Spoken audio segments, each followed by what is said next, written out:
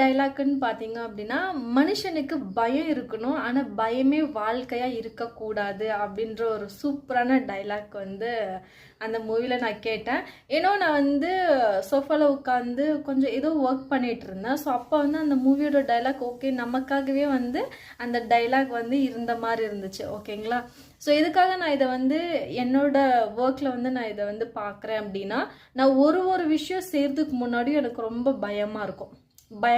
இந்த சென்ஸ் நிறைய thought process எந்த அளவுக்கு இப்போ 100% வந்து ஒரு தாட் ப்ராசஸ் இருக்குது அப்படின்னா அதில் 50% நெகட்டிவ் தாட்ஸும் 50% பாசிட்டிவ் தாட்ஸும் இருக்கும்.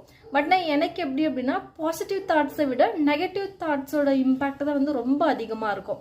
நான் வந்து பாசிட்டிவாக திங்க் பண்ணேன் அப்படின்னா நெகட்டிவாக நடக்கும், நெகட்டிவாக திங்க் பண்ணேன் அப்படின்னா பாசிட்டிவாக நடக்கும். ஸோ இப்போ வந்து அதுலேயே வந்து நான் நிறைய கன்ஃபியூஸ் ஆகிடுவேன். ஓகேங்களா? இந்த மாதிரி நிறைய விஷயம் இருக்குது.